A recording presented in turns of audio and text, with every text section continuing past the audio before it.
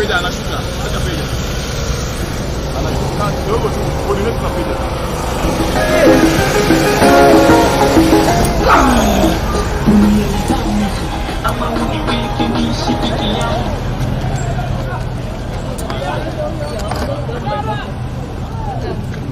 Can allow can you allow us to drive through?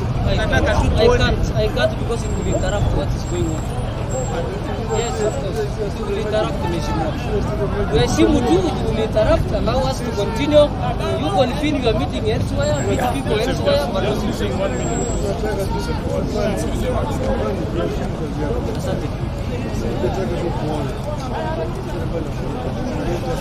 But at the moment it interrupts.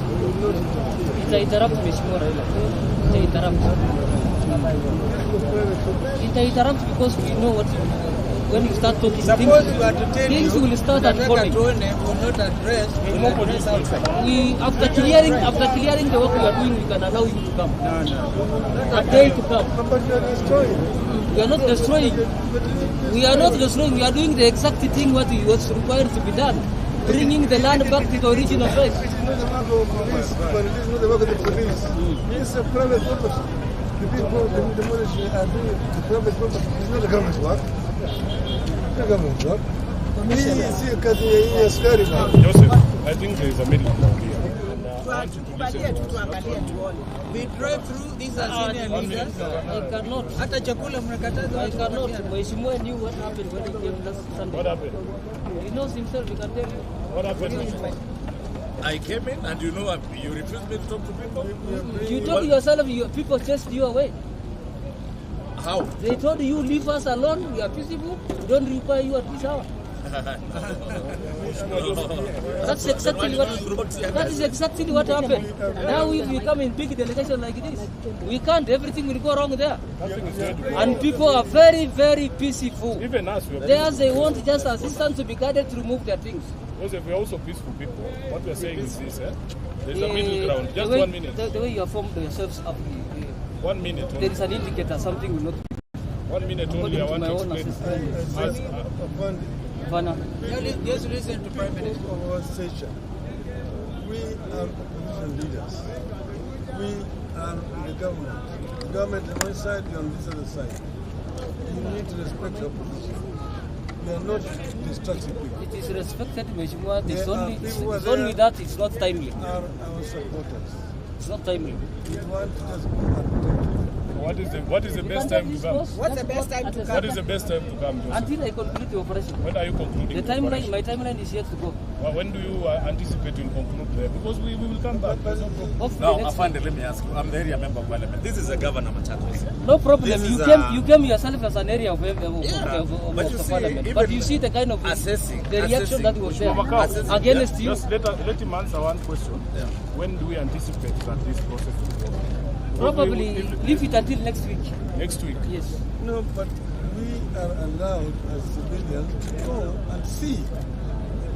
We are not interfering with the time to see is not yet. The operation is still going on. A lot of activities are going on there. We are not interfering with whatever they are doing.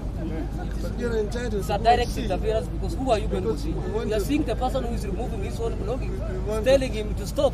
Come and hear what he wants to say. No, that's not what we are using. That's exactly we want to talk to the country about what is going on here. And we are not allowed to stop us. Because it is not a government operation. This is not a context between the government. It's not a context between the government and the opposition. This is just a simple thing.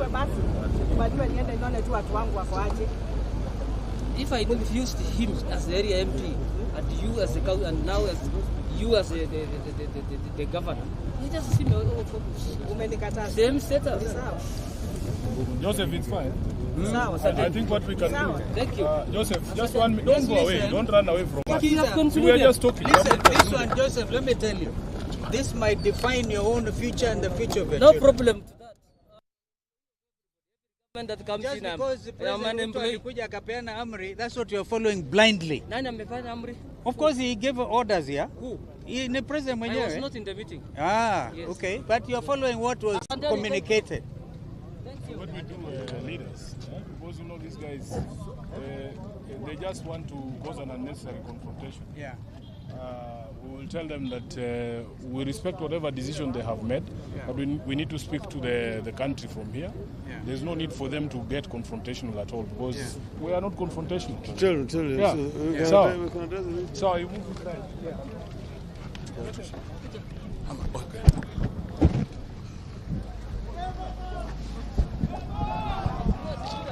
We're going back. I'm telling you, we're going back. There's no need for you to get confrontational. Okay? Thank you. Thank you, boss. Wapi watu wako watulie tu, si hatuna maneno. Just chukua tu.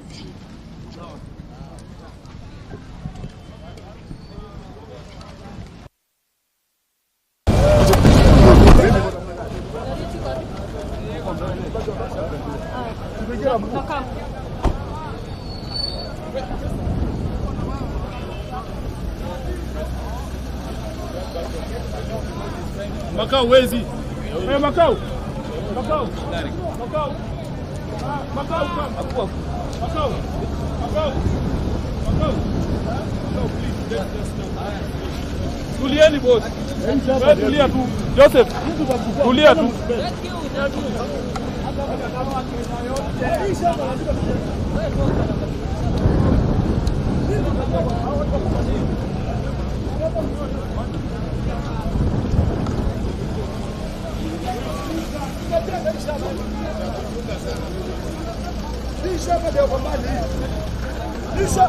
Kisha leo kambani hii tutajenga mpenda msipende.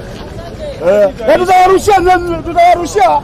Ngoja. Na unajua kazi itaisha. Pata nyinyi. Kenya.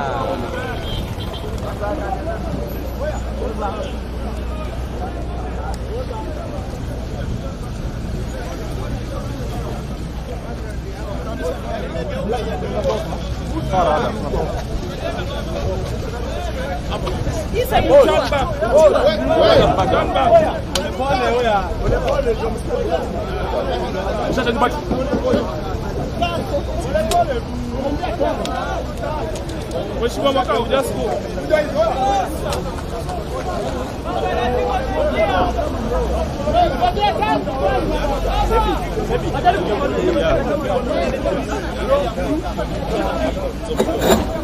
Okay.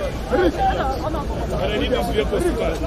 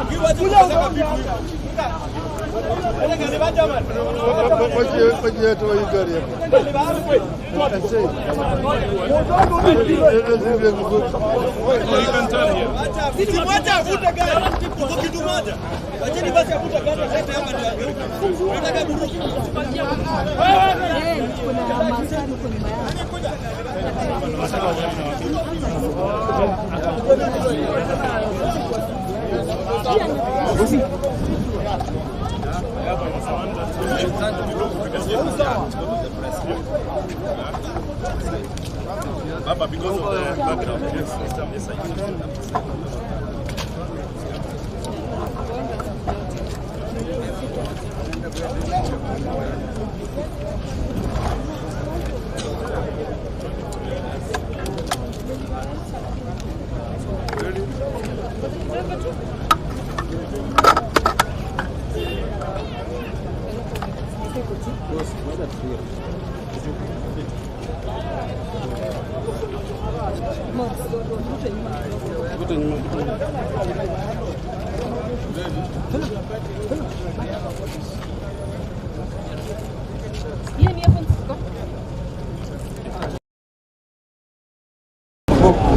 has to stop. When we spoke a few days ago in Kitui against demolitions and evictions that were beginning in Mavoko, we had some illusion that there was still existed some humanity, some basic respect for the law and human rights in the Kenya Kwanza regime. We were holding on to the promise Mr. William Ruto made during the campaigns that the forceful evictions and demolition of dwellings would be a thing of the past. It is a fact that in July 2022, during the launch of the Kenya Kwanza Manifesto, Ruto promised that he would put to an end the culture of illegal evictions of people and property demolition if elected president. He went on to promise that where necessary, affected people would be provided with enough notice and compensation promptly paid. Well, it is October 2023 and a human tragedy is unfolding before the eyes of Kenyans under Ruto's watch and his loud silence, in fact order. What has gone on here in Mapoko these past few days is not just inhumane, it is also ungodly. What is going on here is forced eviction, the exact crime Ruto promised to bring to an end in July last year. It's a gross violation of human rights, the right to adequate housing at a time the administration purports to be working to ensure that everyone has shelter. What's going on here indicates a systematic disregard of recognized human rights standards on the part of the state. The affected families, some among the poorest of the poor, and their upcoming middle class, have not only witnessed lifelong savings demolished and crushed to ashes, they have been left to fend for themselves on the streets without basic shelter. Children who are learning in some of the schools here have seen their classrooms flattened into open fields, the upcoming exams standing. A regime whose top leadership never missed an opportunity to show that they are deputies of Christ is presiding over the demolition of houses of worship. The evictions have taken place just as the rains are beginning to set in. They are taking place in bad weather without any compensation, alternative accommodation, or access to safe and secure food, safe drinking water and sanitation, and medical services. The evictions have been accompanied by the excessive use of force by the police and local authorities. They have been intended to inflict inhuman pain and damage, and you can see my back. There are reports of injuries and theft of property belonging to the people whose suffering and loss is already too grim. There was definitely no or inadequate prior eviction notice. Kenyans in 2009 evictions and resettlement guidelines require notice to be written or published in the official government gazette 90 days ahead of time. Yet, within minutes of a court ruling, people have lost their homes and their livelihoods. People have been left homeless and destitute, without means of earning a livelihood and with no effective access to legal or other remedies. Nobody gave these people a chance to pursue further legal redress. Someone who seemed to have known how the court was going to rule stood ready to swing into action and inflict maximum pain on residents immediately the ruling was made.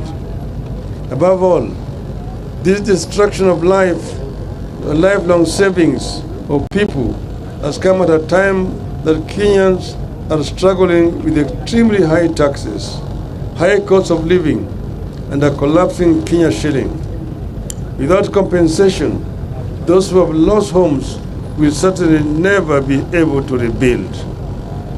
People have suffered here because of failure of the state to control speculation in land, housing, and property.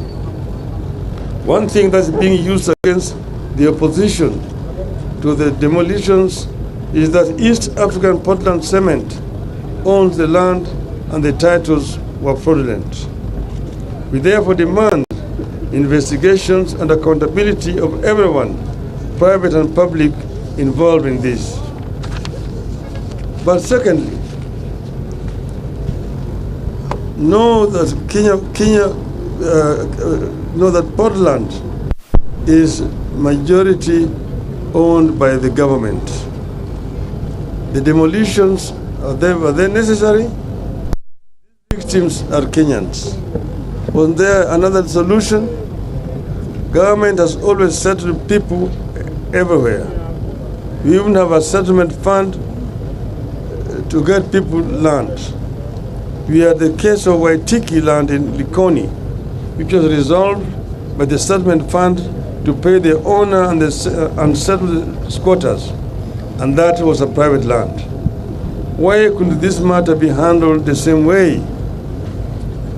Was this a great and urgent use of the land where demolition was done that so greatly overweighed people's lives and savings?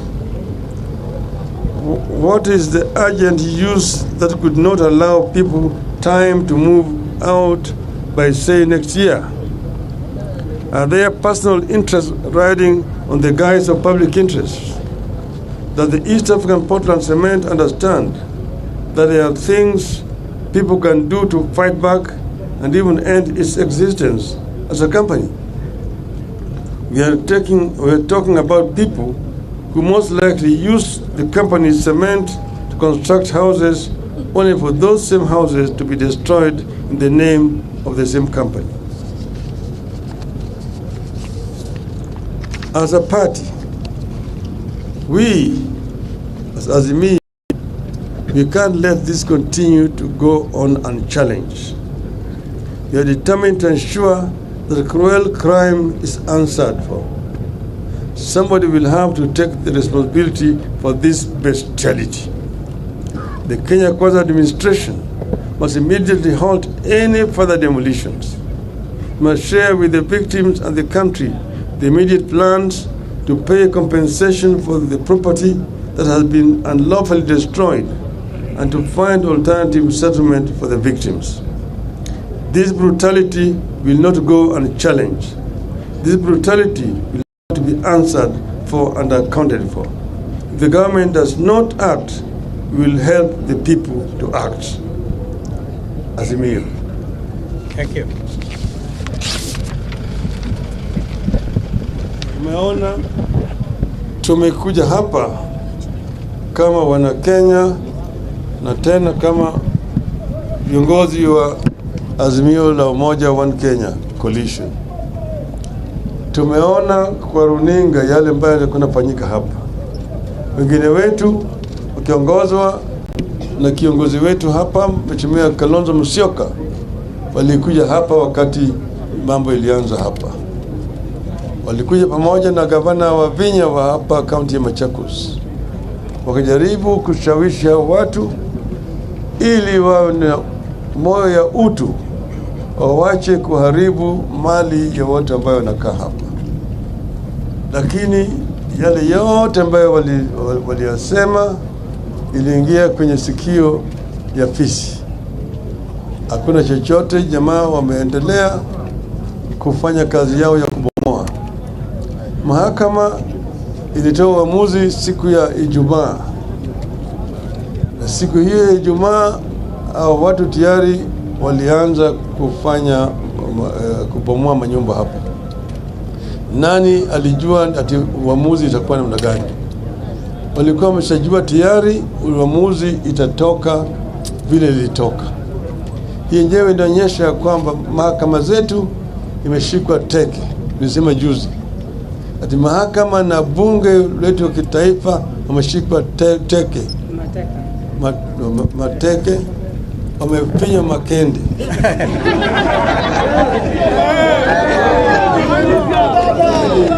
Sasa tuko na bunge hanithi, haina chochote.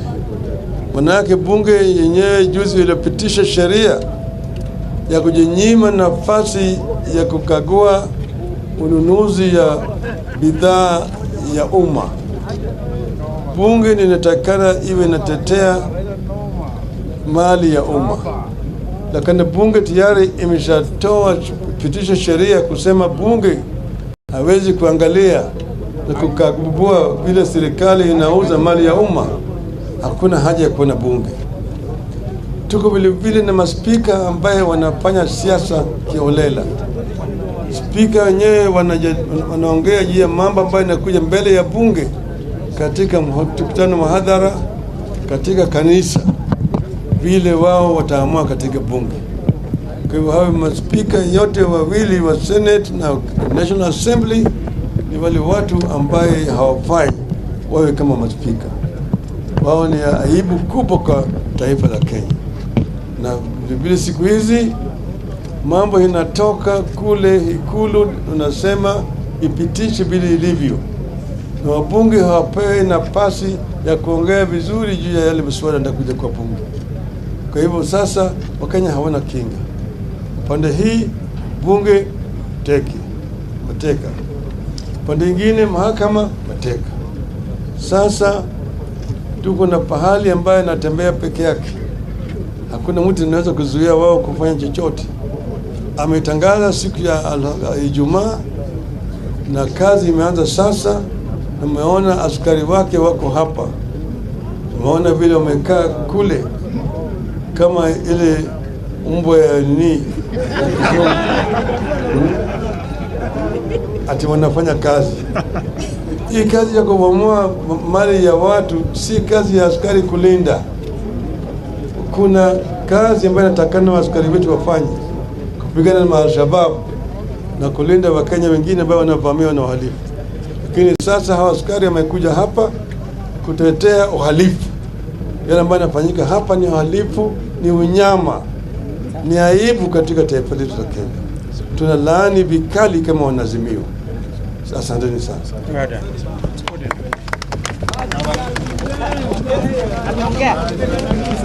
Boss ameongea.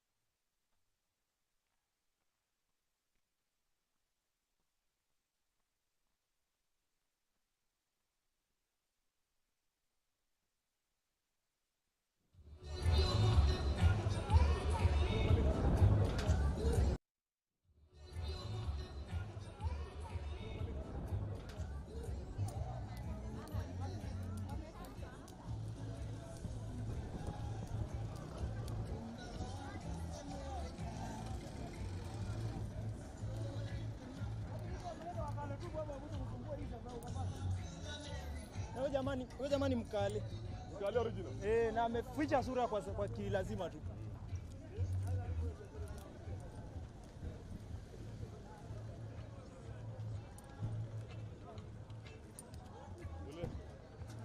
Yule roba. Asiende.